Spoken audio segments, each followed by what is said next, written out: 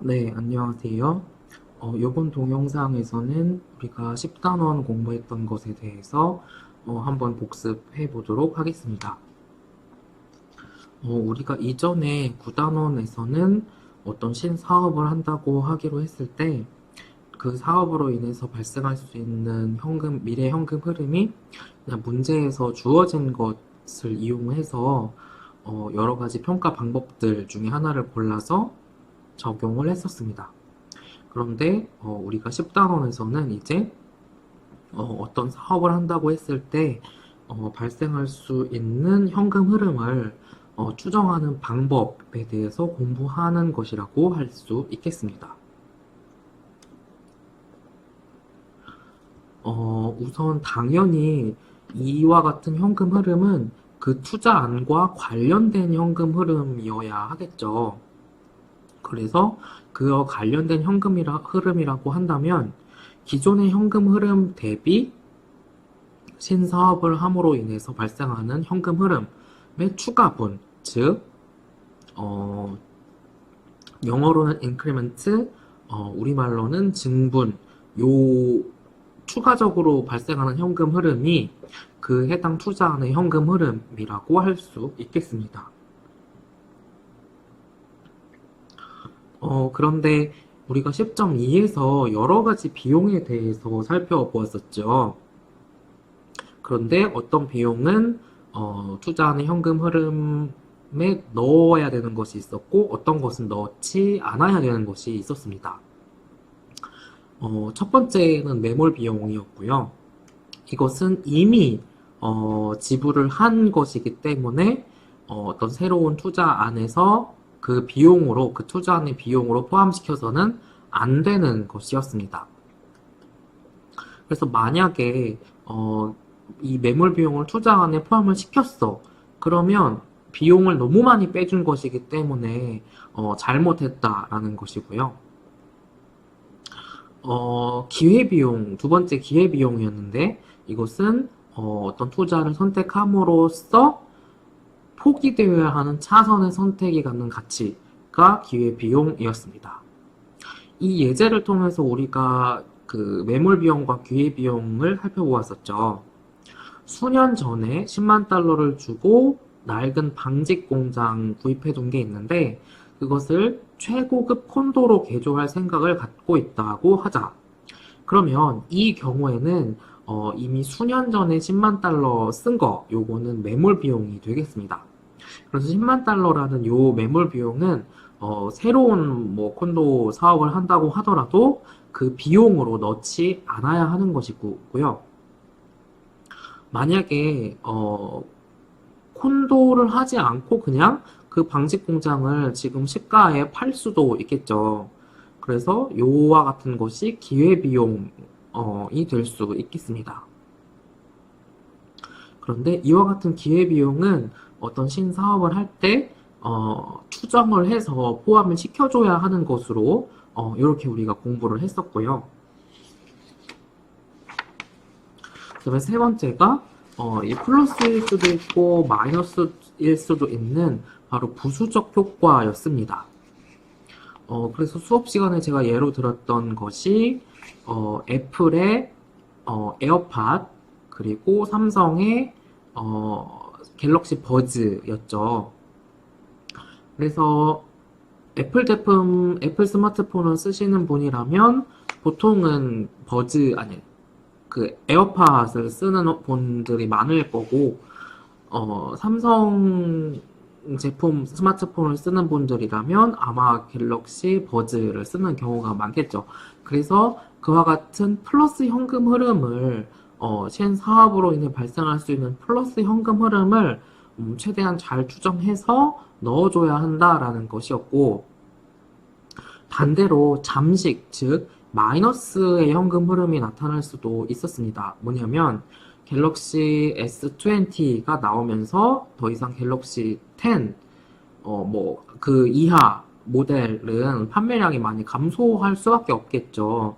그래서 갤럭시 20라는 새로운 신제품을 내놓을 때 현금 흐름에 이제 그게 내놓음으로써 갤럭시 10, 9과 같은 이전 모델이 흔들리지 않는 그와 같은 마이너스 현금 흐름을 포함을 시켜줘야 한다라는 것이 되겠습니다. 그리고 또 다음으로 살펴보았던 것은 순운전자본이라는 것이었죠.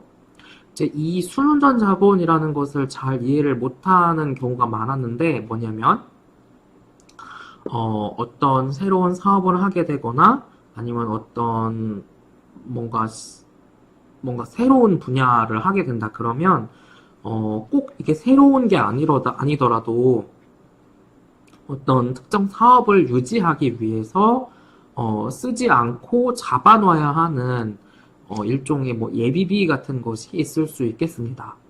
그래서 그 사업을 하는 중에는 이제 그 예비비가 계속 잡혀 있어야 하는 것이고 그 사업이 최종적으로 종료가 되면 만약에 쓰지 않고 남아있는 어떤 예비비가 있다라고 하면 이제 그것을 다시 회사로 회수를 할 수가 있겠죠. 그래서 순운전자본 두 번째 점에서 투자 수명이 끝나면 처음에 투자되었던 순운전 자본은 회수된다라고 나와 있고 우리가 많은 예제들을 통해서 순운전 자본이 가장 최후의 시점에 그 이전에 있던 순운전 자본만큼이 플러스로 회수가 되는 것을 우리가 이미 살펴보았습니다. 즉 순운전 자본은 잘 그 현금 흐름 추정할 때 넣어줘야 되는 부분이었고요. 마지막으로 금융 비용 부분은 뭐 이자나 배당 아니면 원금 상환액 같은 이런 것들이 금융 비용의 예였는데 이와 같은 금융 비용은 회사 전체 차원으로 보는 것이 맞다라고 하기 때문에 포함시키지 않는 것이었습니다. 그래서 정리를 하면 가장 첫 번째 살펴보았던 매몰 비용은 포함시키면 안 되는 것이었고 기회비용은 추정을 해서 포함을 시켜야 하는 것이었습니다. 그리고 부수적 효과와 순운전 자본도 계산해서 포함을 해야 되는 것이었고요. 금융비용은 포함시키면 안 되는 것이었습니다.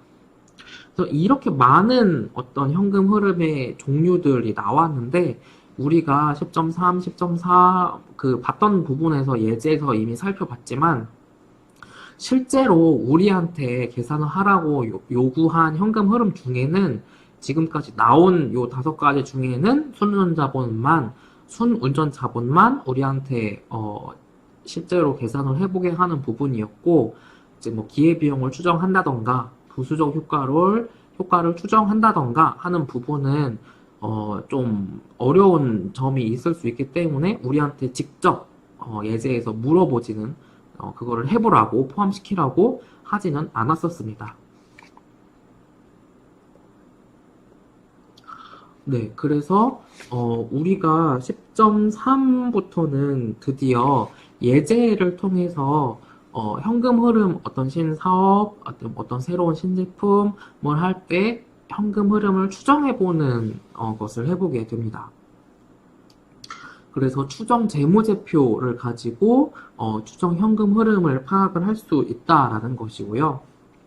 우리가 살펴보았던 예제죠, 수업 시간에.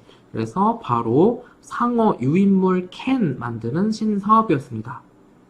캔 하나를 4달러에 판매를 할 수가 있는데 연간 5만 캔을 판매할 수 있다라고 하자. 그리고 캔 하나 만드는 데 들어가는 생산비가 2.5달러다. 그리고 이 사업은 3년 동안 할 수 있다라고 하자. 그리고 이 사업에 대해 요구되는 수익률이 20%라고 하자. 그리고 이 사업을 하기 위해서 처음 시점에 투자되어야 되는 비용이 17,430달러다. 그리고 생산시설에 총 9만 달러가 들어가줘야 된다. 그리고 이 9만 달러는 생산시설에 들어간 9만 달러는 3년에 걸쳐서 100% 감가상각하기로 한다. 그리고 이 시설은 마지막에 사업 끝날 때에는 뭐 이거를 고철값을 받고 팔라고도 해봤는데도 아무도 사가는 사람이 없었는지 아무런 가치를 갖지 않는다라고 하자. 그리고 초기에 이 사업은 2만 달러의 손흥전 자본이 들어가 줘야 된다. 그리고 세율은 마지막으로 21%다.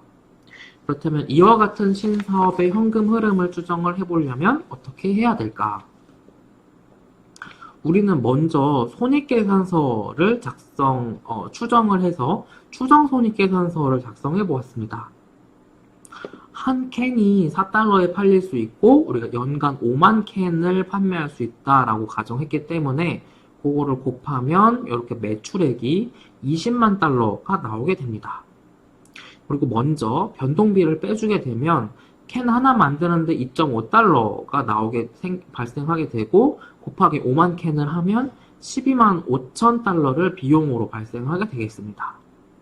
그리고 매 연마다 고정비로 연간 17430이 나간다고 했기 때문에 여기 고정비를 빼주게 되면 17,430을 빼주게 되겠고 또 그 다음으로 감가상각비는 이 경우에 9만 달러인데 3년에 걸쳐서 100% 감가상각한다 했기 때문에 매 년마다 3만 달러씩 감가상각하게 되겠습니다. 그러면 이 사업의 EBIT는 20만 빼기 125000, 17430, 30000을 하면 총 27570이라는 EBIT가 나오게 될 것이고 이 경우 EBIT 곱하기 21%를 세금으로 정부에 납부하면 나머지 나한테 남는 부분이 21780이 되겠습니다. 이제 여기까지 계산을 해 놓았고 우리가 현금 흐름을 최종적으로 추정을 할 수가 있었죠. 그래서 우리가 바로 넘어가서 살펴보면 우리는 이 현금 흐름을 추정을 할 때에 총 3가지 요소로 쪼개서 추정을 하게 됩니다. 첫 번째는 영업현금 흐름을 추정을 하는 것이었고 두 번째는 순손전 자본의 변화분을 추정을 하는 것이었고 세 번째는 자본 지출 부분을 추정하는 것이었습니다. 그런데 첫 번째로 영업현금 흐름은 어떻게 추정을 했냐? EBIT까지는 계산해 놨어. 그러면 거기에다가 실제로 감가상각비는 현금이 나간 게 아니기 때문에 감가상각비를 다시 플러스 해주고 세금은 현금이 나가는 부분이기 때문에 다시 세금은 마이너스를 해주면 되겠습니다. 그래서 아까 구한 EBIT 27570에서 감가상각을 애드백 해주고 세금을 빼주면 영업현금 흐름이 매년마다 51780씩 발생하게 된다는 것을 추정할 수 있겠습니다. 그리고 우리가 앞에서 살펴보고 있는 지금 이 예제의 경우에는 초기 고정자산의 9만 달러가 투자가 되어야 하겠습니다. 그래서 맨 처음 시점에 자본 지출로 9만 달러가 나가야 되는 것이고 처음에 순손전 자본의 2만 달러를 투자를 해야 한다라고 했기 때문에 맨 처음 시점에 순손전 자본이 마이너스 2만, 그 다음에 이 사업이 끝나면서 플러스 2만이 이렇게 오게 되겠습니다. 그래서 최종적으로 이러한 현금 흐름 3가지 파트 추정해본 것을 표로 정리를 해보면 영업 현금 흐름이 매 년마다 51780 이렇게 발생을 하게 되는 것이고 자본 지출로 맨 처음에 마이너스 9만만큼 그리고 이 설비 9만짜리 설비는 이 사업이 끝나면서 팔아도 가치가 없기 때문에 이 마지막에 0이 되겠고 그리고 순손전 자본의 변화분이 사업 시작하면서 마이너스 2만만큼 나가고 마지막에 플러스 2만이 들어오는 것이 되겠습니다. 그래서 요 3가지를 합치고 요 3가지를 합치고 요 3가지를 합치고 요 3가지를 합친 요 밑에 나와 있는 총 현금 흐름을 만약에 20%의 요구 수익률로 NPV를 적용을 해보면 플러스 10648이라는 꽤 큰 플러스 값이 나오게 되고 이 경우에는 이와 같은 사업을 하는 것으로 결정을 내릴 수 있겠습니다. 그래서 우리가 지금 살펴보았던 예에서 결국 요와 같은 표, 영업현금 흐름 추정하는 부분, 순손전 자본의 변화분, 그 다음에 자본 지출의 모습, 요 부분을 추정을 할 수 있으면 이 10단원에서 요구를 하고 있는 현금 흐름 추정하는 방법을 제대로 이해한 것이 되겠습니다.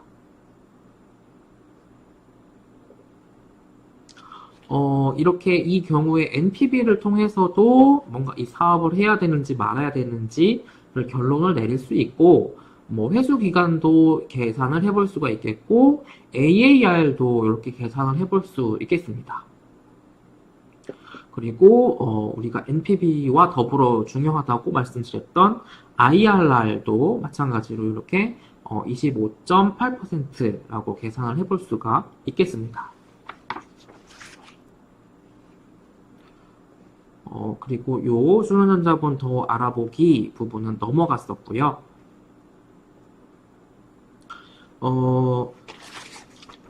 그 영업 현금 흐름 부분을 살펴볼 때에 EBIT에서 감가상각비를 다시 애드백 해주는 부분도 있었고, 또 감가상각비가 중요한 부분 중에 하나이기 때문에 우리가 이렇게 따로 떼어서 감가상각비를 살펴보았었습니다. 미국에서 감가상각하는 대표적인 방법이 이렇게 MACRS 법이라는 것이었습니다. 그런데 이 MACRS 법은 이제 편리한 점이 이렇게 어떤 자산이냐에 따라서 몇 년으로 감가상각해라 라는 것이 이렇게 딱 미국 세법상에서 규정이 되어 있습니다. 그래서 우리가 수업 시간에 말씀드렸던 것처럼 실제로 3년이면 감가상각은 1년씩 이렇게 더 하게 된다. 즉 1차년도의 7월부터 마지막 년도 6월까지로 해서 최종적으로는 3년이긴 하지만 이렇게 연수로 보면 1년씩을 더 감가상각을 하는 것이 된다라는 점을 수업 시간에 말씀을 드렸었고요. 그래서 만약에 12,000달러짜리 자동차를 감가상각을 해야 되는 상황이라고 하자. 그러면 우리가 앞에서 살펴보았던 대로 자동차의 경우에는 5년으로 감가상각해야 된다. 즉 실제로는 6년으로 감가상각해야 되는 경우에 해당하기 때문에 12,000을 매 연마다 정해져 있는 요 미국 세법에서 규정한 비율로 곱해주면 매 연마다 감가상각비 잡혀야 되는 부분이 수치가 나오게 되겠습니다. 그리고 이제 부수적으로 최근 미국의 세법 부분인 보너스 감가상각 부분을 살펴보았었죠.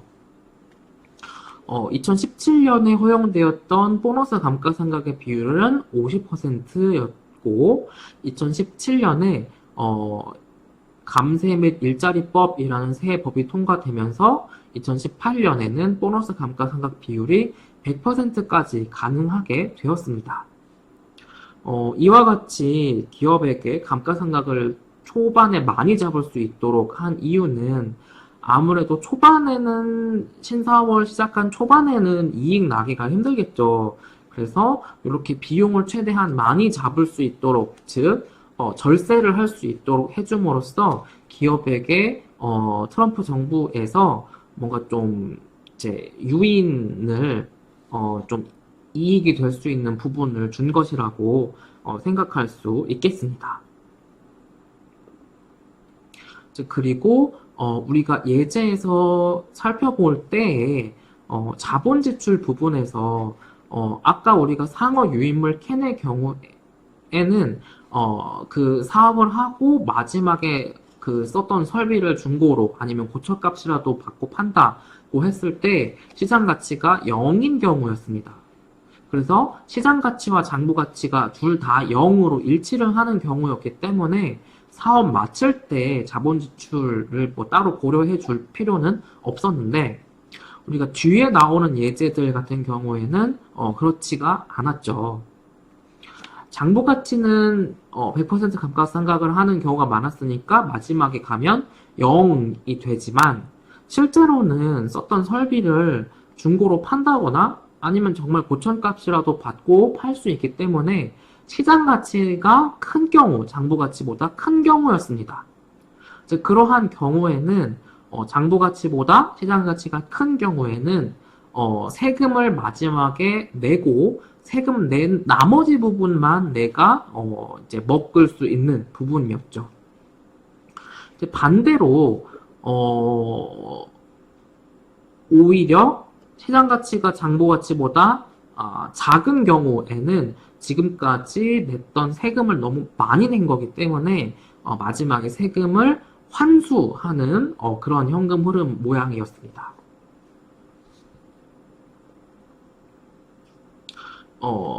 네, 그래서 이 경우에는 지금 이 표에서 보이는 부분은 세금을 마지막에 내고서 그 세금 낸 나머지 부분만 내가 먹는 부분이었고요.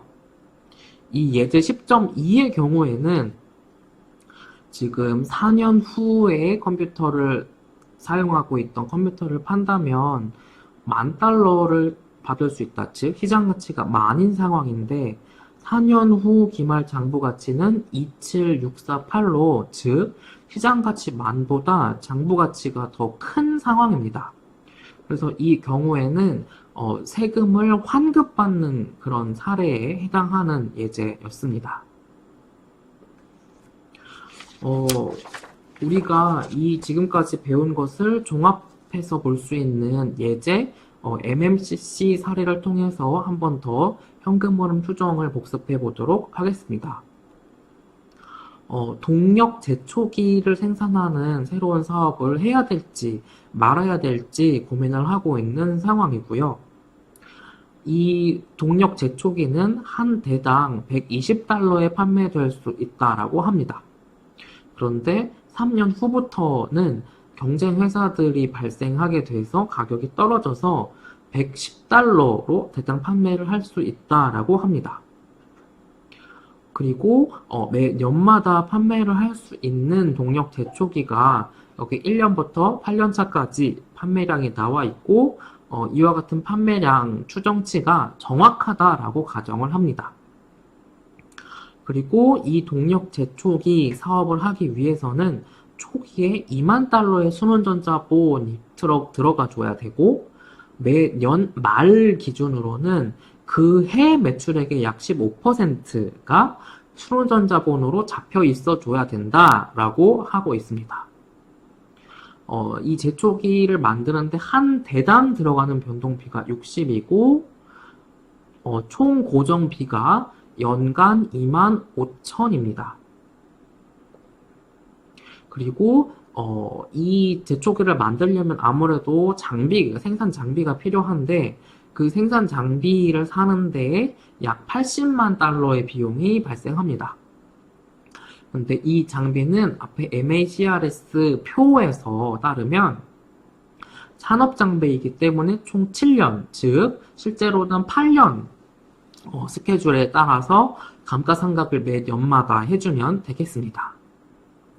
그런데 이 $800,000짜리 생산 장비를 8년 후 다 쓰고 나서 팔 수가 있는데 그때 약 $160,000를 받고 팔 수가 있겠습니다. 즉 그때 가서 장부 가치는 0인데 시장 가치가 16만, 즉 장부 가치보다 시장 가치가 더 크다라는 것입니다.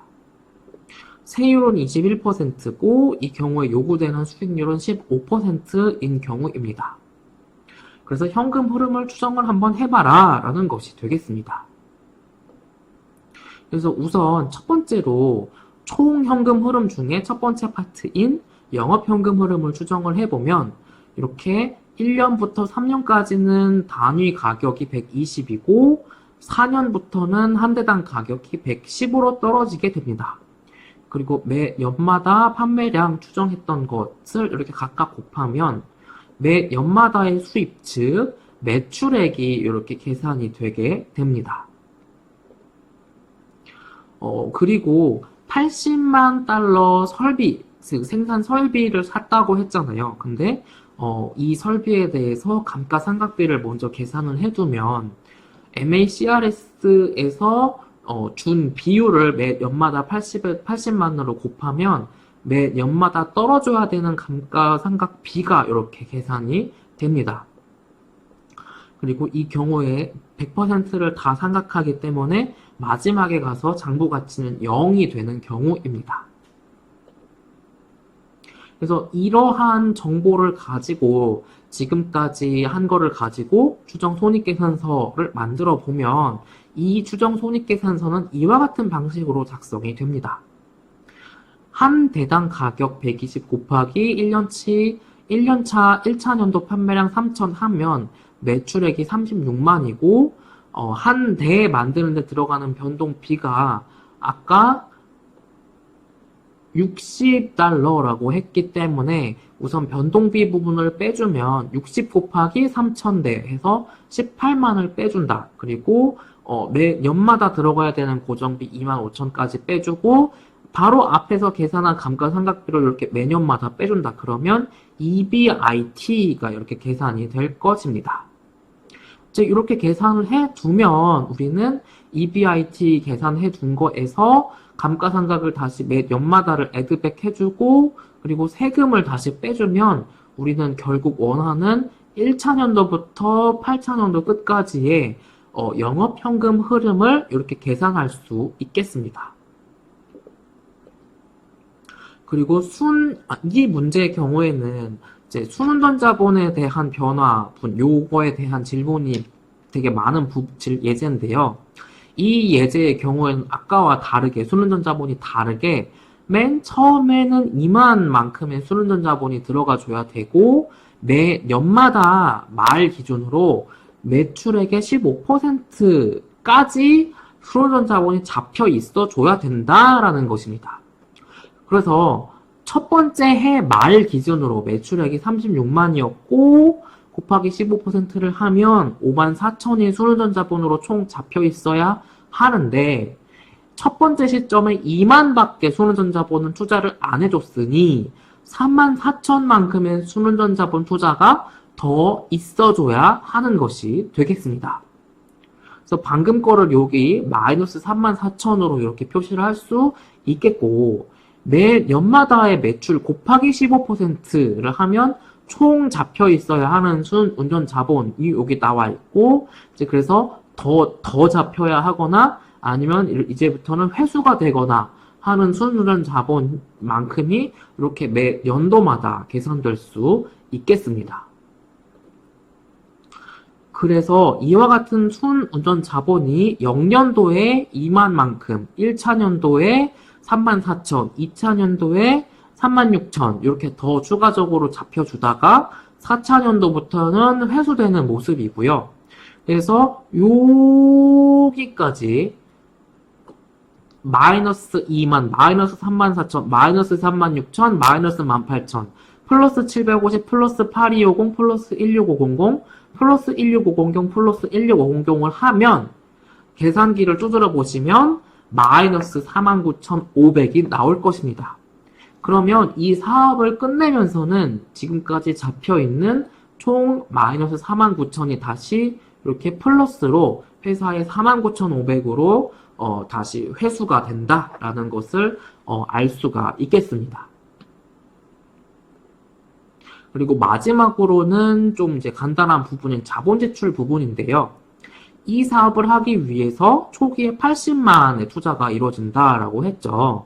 그래서 초기 투자로 자본 지출이 마이너스 80만이 잡히게 된다. 그리고 이 사업을 끝낼 때 이 장비를 중고로 팔 수가 있게 되는데 16만을 시장 가치로 받을 수 있다. 그러면 장부 가치가 0인데 시장 가치가 더 큰 상황이기 때문에 세금을 납부를 하고 남는 만큼인 126400만 나한테 떨어지는 금액이 되겠습니다. 그래서 최종적으로 표로 정리를 해보면 영업현금 흐름, 순운전 자본의 변화분, 자본 지출 부분, 그래서 이 세 개를 합친 총 현금 흐름의 추정분, 이렇게 계산을 매 년마다 할 수가 있겠고요. 만약에 15%의 할인율이 써야 된다라고 하고 이제 이 경우에 NPV를 구해보면 146852가 되겠습니다. 그래서 이 경우에는 꽤 큰 0보다 큰 경우이기 때문에 이 사업은 하면 되겠다라고 결정을 내릴 수가 있겠고요. 회수 기간도 계산을 해볼 수 있겠고, IRR도 계산을 해볼 수가 있겠습니다.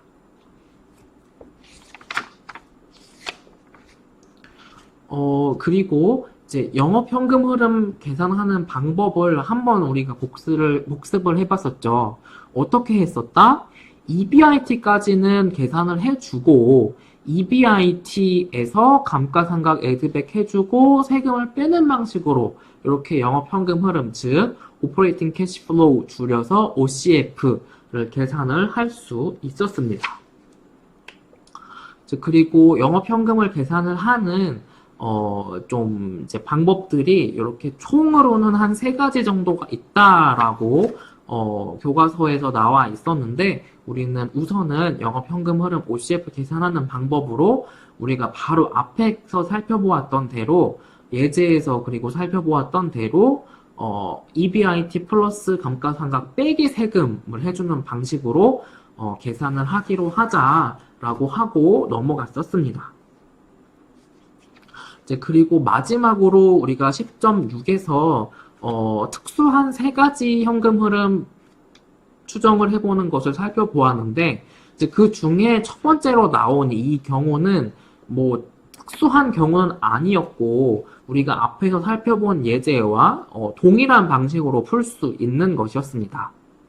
그래서 매 연마다 플러스로 오는 현금 흐름이 있고, 그리고 투자되는 금액이 있고, 그러한 경우에 이렇게 자본적 지출과 소멸된 자본의 변화분, 그리고 영업현금 흐름, 요렇게 각각 계산을 추정을 해서 이제 추정을 다 했으니,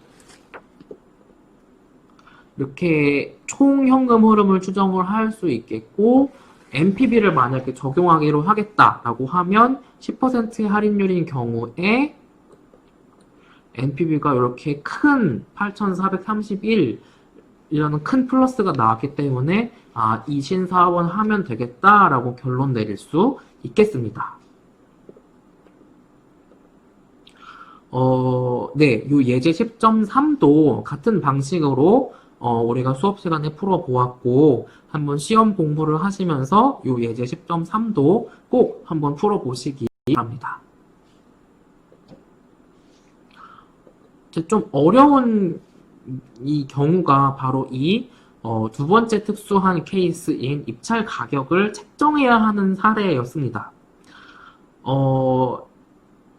그 물건을 만들어서 납품하는 경우에, 그러니까 입찰을 해야 되는 경우에 경쟁자를 이기기 위해서 아무래도 내가 좀 싸게 들어가야 내가 뽑힐 확률이, 입찰을 할 수 있을 확률이 올라가겠죠. 그런데 내가 너무 싼 가격에 입찰을 하게 되면 나는 적자를 보면서 물건을 납품해야 될 수밖에 없기 때문에, 적자는 안 보는 그 최소한의 판매 가격을 바로 이 두 번째 특수한 케이스인 입찰 가격을 책정하는 케이스를 통해서 가격을 결정을 할 수가 있었습니다. 그래서 바로 우리는 이 트럭을 만들어서 납품하는 케이스를 가지고 이 두 번째 특수한 경우를 살펴보았었습니다. 그래서 앞으로 4년 동안 사업을 할 수 있고, 매년 5대, 그러니까 총으로는 20대 트럭을 납품할 수 있다라고 하자. 그리고 이 트럭을 만드는 이 사업은 이제 뼈대는 이 만큼을 주고 사와서 이제 내가 트럭을 완성을 시켜서 납품을 하는 경우였고, 이 트럭을 제조하는 사업을 하기 위해서 임대를 해야 되는데, 연간 시설 임대를 받아야 하는데 연간 24,000원의 임대료가 필요하다. 그리고 트럭을 만드는 데 드는 인건비랑 재료비를 합쳐서 트럭 한 대당 4,000이다. 그래서 매년 발생하는 총 비용을 다 따져보면 임대료 24,000 플러스 아까 트럭 하나 플랫폼 $10,000 플러스 인건비랑 재료비 4,000. 근데 매 연마다 트럭이 5대 팔리니까 곱하기 5를 하면 비용이 총 매년마다 94,000이 나간다라는 것입니다. 그리고 설비 투자가 필요한 만큼인 6만 만큼이 필요한데 4년에 걸쳐서 정액법으로 감가상각되는 경우이고 잔존가치는 0이 된다라고 합니다. 그런데 이거는 장부가치가 마지막에 가서 0이 된다는 거고 실제 시장가치는 5천이라고 합니다. 즉 나는 이렇게 4년 동안 쓴 설비를 고철값이라도 받고 5천에 넘길 수 있다라는 것입니다. 술운전 자본으로는 4만 달러가 투자가 되어야 하고 세율은 21%, 요구하는 투자 수익률은 20%다. 그러면 이 경우에 트럭 한 대당 도대체 얼마의 입찰을 들어가야 나는 손해는 안 보되 내가 다른 경쟁자들을 이길 수 있겠느냐. 그래서 자본 지출 부분, 가장 쉬운 부분부터 살펴보면 맨 처음에 6만 만큼이 투자가 되고 맨 마지막에 5천으로 팔 수 있다. 근데 세금을 떼고 나머지 3,950만큼이 나한테 들어올 수 있을 것입니다. 그리고 순운전 자본에 대한 투자로 초기에 마이너스 4만이 나가야 되고 이제 마지막에 이 동일한 금액이 회수가 될 것입니다. 그리고 이 경우에는 아직 한 대당 판매 가격이 결정되지 않은 거기 때문에 이렇게 우선 1차 년도부터 4차 년도까지 이렇게 OCF라고 이렇게 표시를 해두면 총 현금 흐름으로 이렇게 표시할 수 있겠습니다.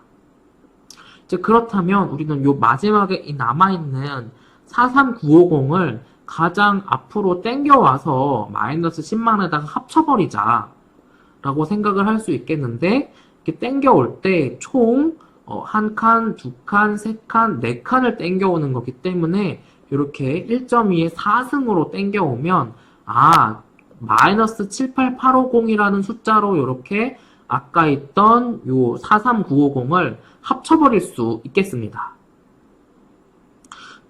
그리고 이 경우 아까 우리가 20% 할인율이 요구되는 경우였고 4년 사업을 하는 경우였기 때문에 연금의 현재 가치 요소는 뒤에 부록에 있는 표에서 찾아보면 요 경우였고 이제 결국 NPV가 요렇게 되는 경우였습니다.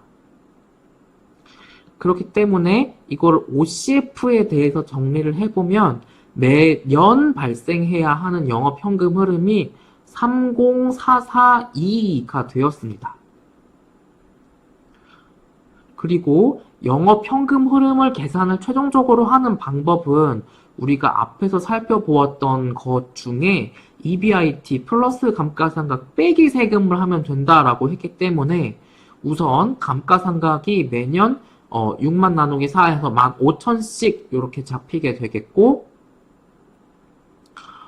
그래서 영업현금 흐름 30442에서 감가상각비 15,000 그러면 순이익은 15442가 나와줘야 한다라는 부분입니다. 감가상각비는 15,000 매년 나가는 비용이 94,000 그러면 순이익이 15442가 나왔으니까 이것은 세금을 EBIT에서 21% 세금을 여기 떼고 총 79%가 15442니까 요 세금을 우리가 역산을 할 수가 있겠고요. 최종적으로는 거꾸로 가장 올라가서 이렇게 매출액 값을 역으로 계산할 수 있겠습니다. 그렇다면 연간 매출액이 총 128546이 되어야 된다라는 것을 알 수 있겠고 매 년마다 5대를 판다 했기 때문에 한 대당 25709를 받으면 나는 적자는 안 나는 최소한의 입찰 가격이다라고 우리가 구할 수 있겠고 이제 우리가 기업이기 때문에 이익을 내야 되니까 이제 거기에 플러스해서 약 26,000에 한 대당 납품을 하면 수익 먹으면서 입찰에도 우리가 이길 수 있다라는 것이 되겠습니다. 그리고 마지막 특수한 경우는 이제 서로 수명이 다른 경우였습니다. 그래서 여기 예제를 통해서 살펴보면 압축기를 사용을 해야 되는데 하나는 2년마다, 나머지 하나는 3년마다 교체를 하는 경우였습니다. 그래서 이 경우에는 EAC라는 동일 연간 비용이라는 것을 산출을 해서 그 EAC 중에 작은 값이 나오는 것, 이 A랑 B 중에는 B가 더 작은 EAC가 나왔으니까 B를 쓰면 되겠다라는 이렇게 결론을 내릴 수 있었습니다. 복습할 때는 지금 넘어왔는데 요 EAC 계산하는 방식도 요렇게 우선은 먼저 이렇게 계산을 해 보고 그리고 넘어가서 요 예제 10.4도 복습을 하시면서 그 세 번째 우리가 배웠던 특수한 케이스의 사례로 복습해 보시면 되겠습니다. 네, 그러면 이번 동영상에서는 10단원에 대한 복습 여기까지 하도록 하겠습니다.